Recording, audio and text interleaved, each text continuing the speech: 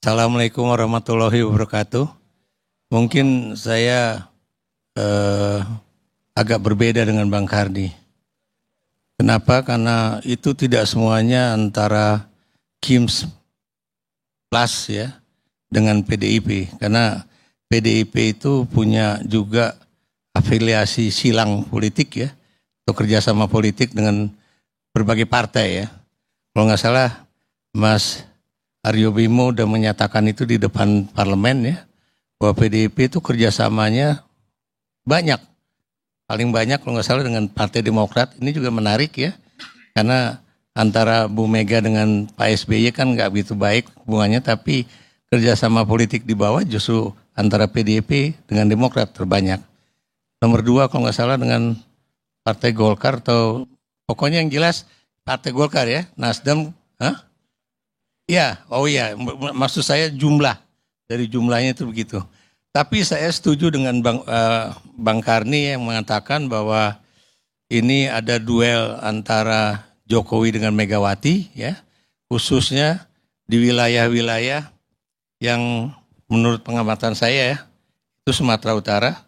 Saya hari Minggu lalu baru aja dari Medan ya, dan kemudian juga di DKI Jakarta tentunya.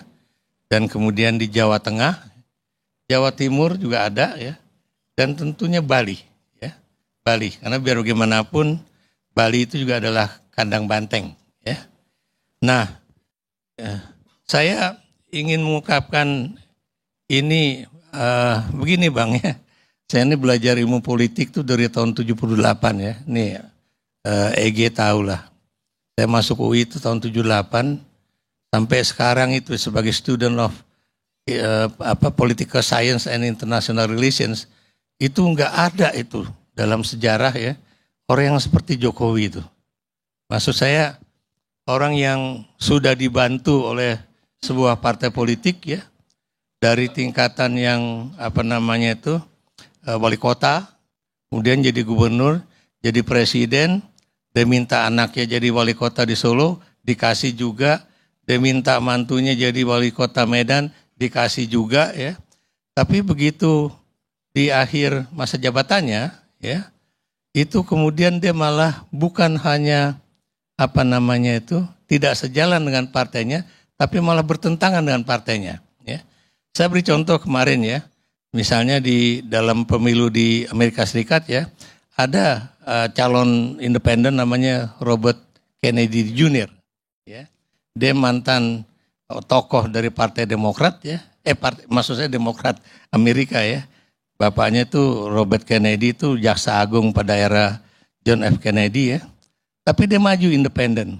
Tapi dia nggak pernah ganggu partainya ya. Atau kalau kita lihat ke Australia ya, ada namanya Pauline Hanson. Dia dulu dari Partai Liberal Australia, dari Partai Konservatif, dan dikeluarkan oleh John Howard kalau nggak salah ya waktu itu ya. Kenapa? Karena dia terlalu rasis lah terhadap orang-orang Asia lah gitu. Tapi begitu dia dikeluarkan, dia maju, kadang-kadang antara liberal dengan One Nation Party juga bisa saja kerjasama. Karena biar gimana pun ideologi mereka satu lah. Atau sebutlah siapa juga ya, tokoh-tokoh yang dulu berasal, kalau saya sebutkan satu-satu ya, Prabowo itu dulu adalah tokoh Golkar ya. Wiranto dulu tokoh Golkar, yang namanya Surya Paloh juga tokoh Golkar ya, dan kemudian mereka keluar mendirikan partai. Apakah kemudian ada upaya dari tokoh-tokoh yang keluar dari Partai Golkar itu kemudian untuk mendiskreditkan partai lamanya ya, atau Partai Golkar ya, atau berupaya untuk menginjak-injak partai lamanya? Nggak ada Bang ya. Makanya saya bilang kasus Jokowi ini is very extraordinary ya. The only one, maybe in the world ya, in the world. Ya. Nah, itu nanti biar EG yang itu. Dan buat saya aneh ya, saya beri contoh ya. Kemarin di Bali gitu kan, bagaimana dia berupaya untuk mendukung salah satu pasangan ya di sana ya. Dan kemudian bagaimana dia juga untuk meniadakan kesempatan bagi gubernur petahana ya, yang kebetulan dari PDIP. Dan kemudian, tapi dia lupa bahwa dia jadi Presiden Republik Indonesia 2014. Suara antara lain yang terbanyak itu adalah dari Bali. Dan kota yang menjadi suara terbanyak dia adalah Gianyar. Tapi Bang Karni ingat ketika dia ke Gianyar, kalau nggak salah 2023 ya, dia minta supaya semua spanduk PDIP, semua pokoknya yang ada gambar-gambar calon gubernur atau apa dari PDIP itu dicabut gitu kan. Buat saya aneh ya. Itu yang tadi saya bilang aneh. Atau Anda lihat ya kasus Jawa Tengah lah ya. Dia tahu dia maju jadi presiden juga pasti dukungan dari Jawa Tengah itu tinggi ya. Dan kita tahu Jawa Tengah itu adalah kandang banteng ya. Termasuk juga misalnya Bali lah. Bali biar gimana pun kandang banteng. Kalau Sumatera Utara saya nggak aneh ya. Kenapa nggak aneh? Karena ada mantunya di situ. Tapi bagaimana Jakarta misalnya kan? Jakarta. Ini yang maju adalah mantan menteri dia, sekretaris kabinet dia, yang 10 tahun bekerja sama dia, 9 tahun lah kalau kita kurangi sedikit ya. Dan kemudian jadi orang tangan kanan dia yang sangat dipercaya, tapi begitu dia maju, tadinya dia maju, ya nanti kamu contoh aja kayak saya, dari bukan cuma belusukan tapi yang saya maksud tuh yang tadi elektabilitasnya kecil bisa naik kan. Tapi di lain itu ada upaya-upaya dia untuk bagaimana mengurangi elektabilitas dia untuk bisa melangit lah gitulah ya. Demikian juga bagaimana ya seorang panglima juga yang udah berjasa sama dia gitu kan. Ya Andika Perkasa ya. Tapi kemudian juga bagaimana diusahakan supaya pokoknya dia jangan sampai terpilih. Apa yang ingin saya katakan di sini, Abang benar bahwa ini adalah pertarungan tajam antara Jokowi dan Megawati.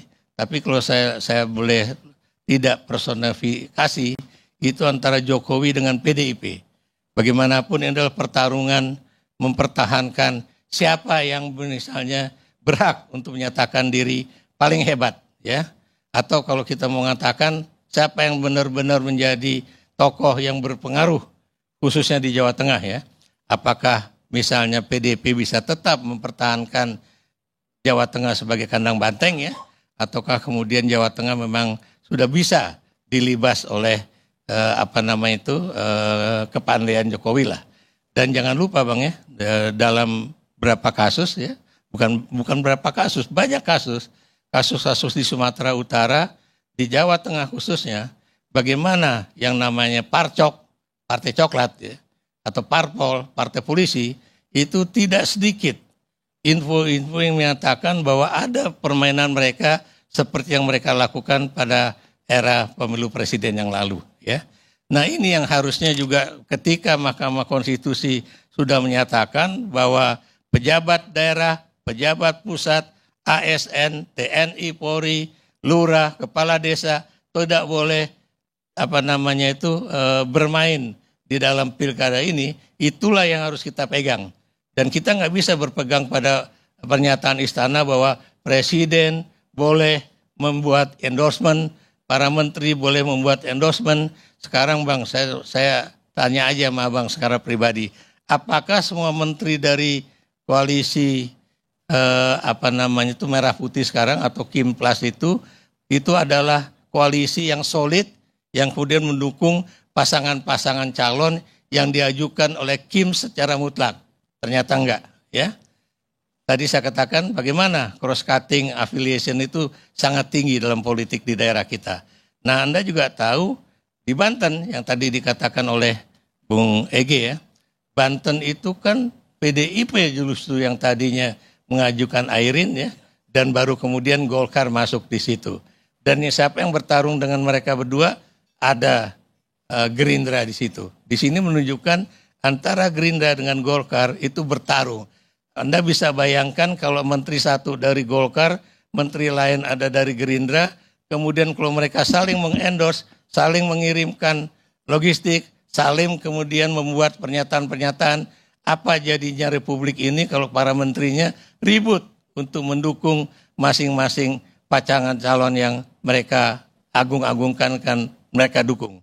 Ini yang makanya saya berani mengatakan bahwa sampai 27 November minggu depan ya, para menteri itu akan sibuk dengan kepentingan-kepentingan politik mereka akan sibuk dengan bagi-bagi logistik kepada jago-jago mereka yang lagi-lagi belum tentu itu sejalan dengan kebijakan Presiden Prabowo Subianto sendiri sebagai Presiden Republik Indonesia yang membawahi koalisi Merah Putih ini. Jadi itu yang ingin saya gambarkan, Bang, ya. Jadi kalau kita seperti ini, ya, kalau kemudian Presiden juga masih nanya terus, ya, apakah saya boleh melakukan endorsement, dan saya melihat endorsement dia kepada Lutfi dan Yasin di Jawa Tengah itu menunjukkan bahwa mukanya itu bukanlah muka seorang presiden yang secara sukarela itu ingin melakukan endorsement. Kenapa? Karena beliau kelihatannya entah tampaknya lelah atau apa, dan beliau baca, ya.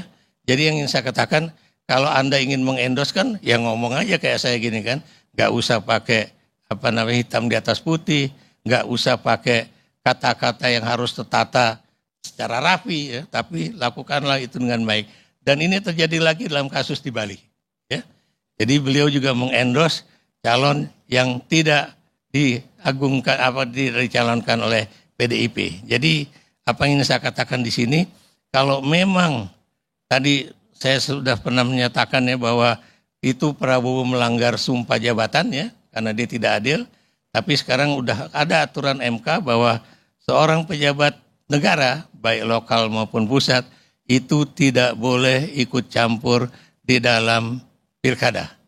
Dan karena kalau itu terjadi, itu ada sanksi, baik ada sanksi kurungan, ya, ada juga sanksi denda. Pidana. Itu aja, Bang. Jadi ada pidana, ada juga denda. Saya pikir itu yang bisa saya sampaikan sebagai awal. Terima kasih. Baik.